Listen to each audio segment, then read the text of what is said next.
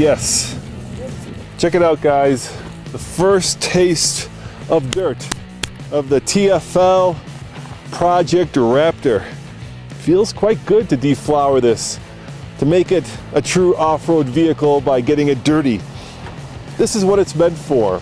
And we're going to do a lot of things over the coming year with this Raptor, including taking it off-road and doing a full review. But before we do any of that, I want to get up close and personal with this Raptor and show you what makes it special. And that is coming up next on the Fast Lane Truck.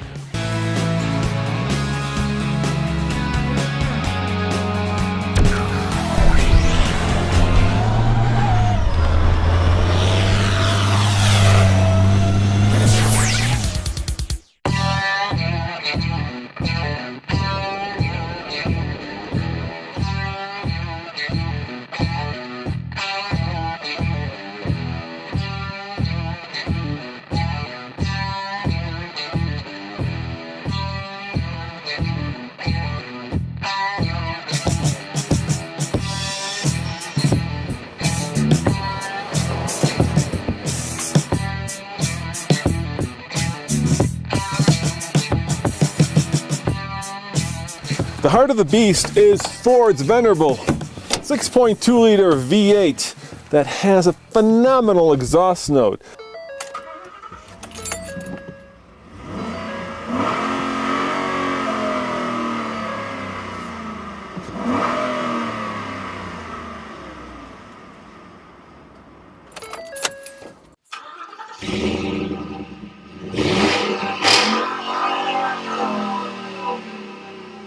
It puts out 411 horsepower and 434 pound-foot of torque. Now that's with high-octane fuel. If you put in the cheap stuff, then you're down to 401 horsepower. It's all mated to a 6-speed automatic transmission with the manual shifting option. And with great power, of course, comes great thirst. 13 mpg. All right, guys, check this out. A unique feature of Ford Sync is that you can actually add a graphic in there. And of course, we're doing a little company promotion, so we put the TFL truck logo in. We're going to shift it to 4 high, and we're going to hit this little off-road button and put it in off-road mode. Off-road mode enabled. Now, the cool thing about this is it'll actually allow you to completely disengage the traction control, which we're not going to do. But if you really wanted to go crazy and you wanted to have a lot of fun, balls out, tail sliding, get yourself in trouble fun, you could do it in this truck. This truck is brand new. It's only got 103 miles on it, so we're not going to go too crazy, but we are going to try it off-road and see how the Raptor performs.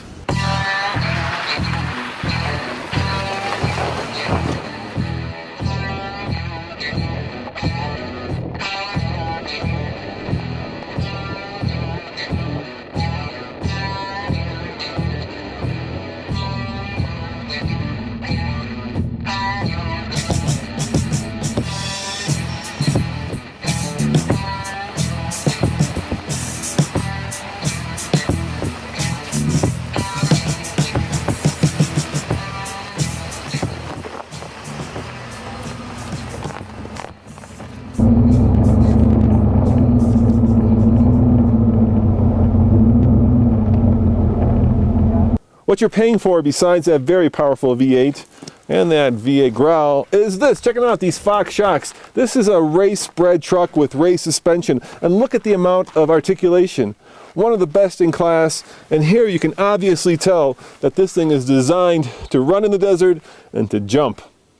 Here in Colorado, we don't have a lot of desert, obviously, so what we care about are the off-road basics. Things like departure angle, almost 23 degrees. Ground clearance, almost 12 inches at the differentials. And come with me, check out the front. Almost 30 degrees of approach angle. And here's the important part, a lot of underbody cladding, like this metal front protector, so that when you almost high-center it on a bump like this, it doesn't tear out the bottom, but just gets the truck a little dirty.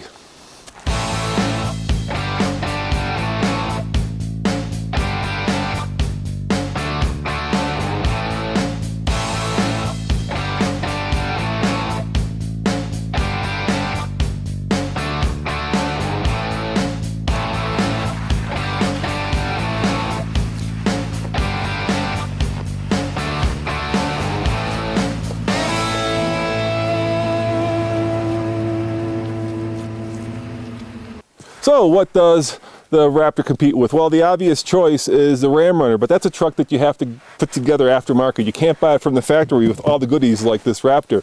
The Power Wagon is another potential competitor. I've driven both. The Power Wagon is more of a rock crawler. This is more of a desert runner, so it's a little bit apples to oranges. I think this competes, at least here in Colorado, directly with the Rubicon Unlimited Jeep Wrangler, because they're both designed and used as a lifestyle vehicle. Other potential competitors that you might think of are the Titan Pro 4X, perhaps the Tundra TRD, and of course the Silverado Z71, but those are all slight upgrades for off-road use when compared to the Raptor. Here's a good hint. If a truck has a specific button for off-road use, or better yet, a specific steering wheel like the Raptor has for off-road, then you know it's in a class by itself. Speaking of the steering wheel, you know you're in a Raptor when you see this little bit of colored leather at the top of the steering wheel. So when you're racing it, you can always tell you're moving straight ahead when this little bit of leather is facing the top of the truck. The other thing that makes the Raptor's interior unique from a standard F-150 are these little auxiliary switches. You have a laser switch here, you have little spikes that come out of the wheels. No. These are just auxiliary switches. So if you want to add a winch or if you want to add some lights to make this a true off-road Baja runner, you can without having to actually completely rewire the truck. Otherwise, it's a very nice interior. It's getting a little bit dated, and next year, of course, Ford is about to introduce the next generation of F-150, but I'm happy with this interior. I think Ford has done an admirable job. The materials are somewhat plasticky.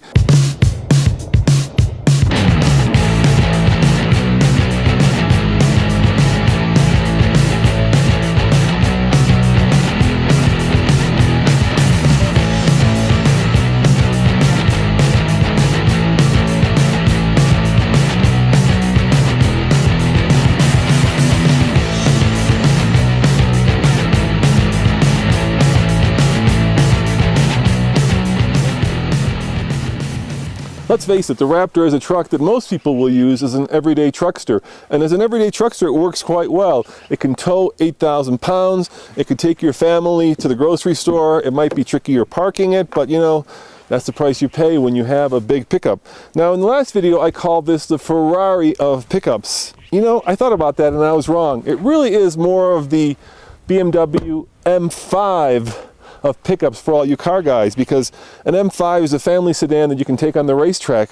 This is a race truck that you can take on the road or vice versa. At the front and style-wise, the Raptor has these big boy truck running lights, which are actually really cool because it's wider.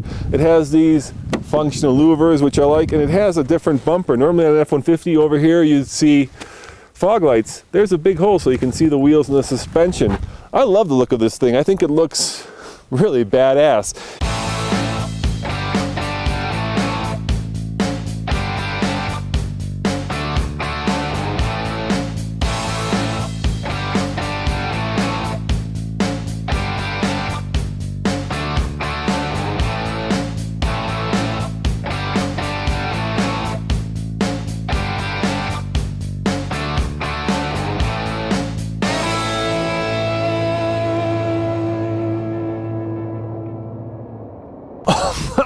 Gosh, was that a lot of fun. We are going to do a lot more of that. You know, on most trucks, when you go off-road and you hit some washboard or some bumps, the tail end wants to wash out. This thing is rock solid. Oh, you can tell that Ford put a lot of engineering talent into developing the suspension for the Raptor. As always, this is Roman having way too much fun and saying thank you for watching the Fast Lane Truck, because come back for episode 4 when we actually take this off-road and we're going to compare it to another truck. Ciao.